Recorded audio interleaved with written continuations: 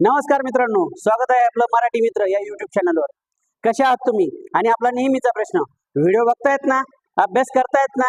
करायचाच आहे, कारण आपलं टार्गेट या भरतीमध्ये नोकरी लागणार आहे. मित्रांनो, भरतीच्या दृष्टिकोनातनं प्रत्येक परीक्षेत विचारलं जाणारं टॉपिक संधी, याच्यावरचं आजचं आपलं तिसरं लेक्चर आपण आपल्यासाठी घेऊन आलेलो आहे. या तिसऱ्या लेक्चर मध्ये आपण बघणार आहे मराठीतील विशेष संधी.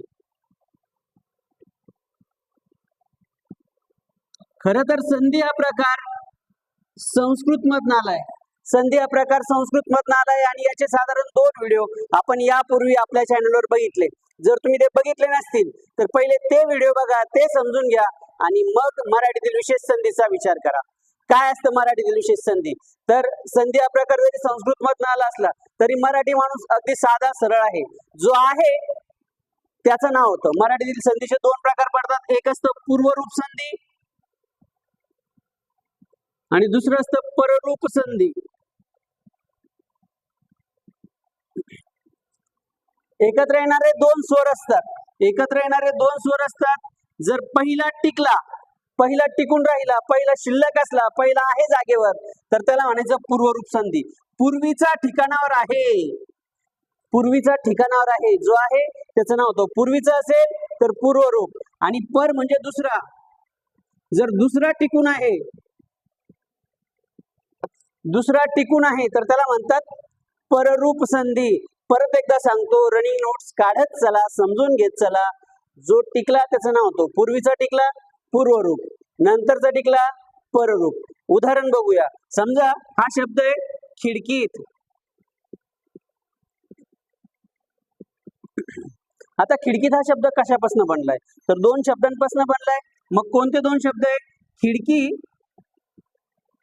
प्लस आत, खिडकी प्लस आत यासारखं. मग मला आता सांगा, खिडकी मधलं हे ई कायम आहे की आ कायम आहे? कोणतं टिकून आहे? संधियुक्त शब्दाचा विचार करायचा आहे. खिडकी कायम आहे की आत कायम आहे? तर खिडकी मधलं ई टिकून आहे आणि या आचा लोप पावला. मग जो टिकून आहे त्या संधीचं नाव या संधीला दिलं जातं. यालाच म्हणतात मराठीतील विशेष संधी. पहिला टिकला म्हणून याला म्हणतात पूर्वरूप संधी. हे आहे पूर्वरूप संधीचं उदाहरण. दुसरं उदाहरण बघू आपण. नाहीसे. नाही प्लस असे. मग आता इथं परत ई कायम आहे, अ निघून गेला. जो निघून गेला त्याचा नाद सोडून दे भाऊ, जो आहे त्याचा विचार कर. नाहीसे, ई कायम आहे म्हणून याला म्हणतात पूर्वरूप संधी. तिसरं उदाहरण घेऊ, घामोळे. आता घामोळे या शब्दाचा विग्रह काय होईल? घामोळे कशाला आणतात? घामोळे म्हणतात घाम प्लस ओळे. घामाचे जे काही ओघळ असतात, वळ असतात आपल्या अंगावर, त्याला म्हणतात घामोळे. मग आता घाम आणि ओळे. इथं अ होता, इथं ओ आहे. इथं अ होता, इथं ओ आहे. जर अ असेल तर पूर्वरूप आणि ओ असेल तर पररूप. पण संधियुक्त शब्दात अ गायब झाला आणि ओ शिल्लक राहिला म्हणून याला म्हणतात पररूप संधी. पूर्वरूप आणि पररूप अगदी चुटकीचा खेळ. फक्त समजून घ्या. जो टिकेल त्याचं नाव होईल, जो सोडून जाईल त्याला जाऊ द्या. जो आहे तो आहे, जो गेला तो गेला. मराठीतील संधी आहे आणि ही संधी स्वरच एकत्र येत असले तर याला मराठीतील विशेष संधी असं म्हणतात. मग परत एकदा सांगतो, पूर्वरूप आणि पररूप संधी. जो टिकून आहे, जर पहिल्या शब्दातील शेवटचा वर्ण म्हणजे स्वर टिकून असेल आणि दुसऱ्यातील पहिल्याचा लोप होत असेल, नाहीसा होत असेल, तर त्याला म्हणतात पूर्वरूप.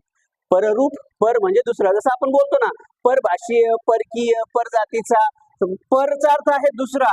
पहिला गायब झाला आणि दुसरा टिकून आहे तर त्याला म्हणतात पररूप संधी. आणखी काही शब्द सांगतो, याचा विग्रह तुम्ही मला सांगा, विचार करा. शब्द आहे बसलात. मग बसलातचा विग्रह काय होतो? बसलातचा विग्रह होत असतो मित्रांनो बसला प्लस आहात. बसलात मध्ये काय असतं? तर बसला प्लस आहात असतं. बसलात का बस प्लस लात आहे? तर बस प्लस लात नाहीये, बसला प्लस आहात. मग आता इथपर्यंत आहा शब्द आहे बसला. आहातला आहा, आहा, आहा. टमाटरवाला गायब झाला, त शिल्लक आहे. हा गायब झाला म्हणजे पहिला कायम आहे म्हणून याला म्हणतात पूर्वरूप संधी. याच सारखं पूर्वरूप पूर्वरूप आणि पररूप याच्यामध्ये जर काही अडचणी येत असतील तर मला कमेंट मध्ये सांगा आणि आपला टॉपिक क्लिअर करा, कारण एक एक करूनच आपण आउट ऑफ 25 मार्क घेणार आहोत. तोपर्यंत थांबूया. व्हिडिओ आवडला असेल तर लाईक करा, सबस्क्राईब करा आणि इतरांनाही शेअर करा, कारण ज्ञान हे वाटल्यानंच वाढतं. धन्यवाद. जय हिंद, जय महाराष्ट्र.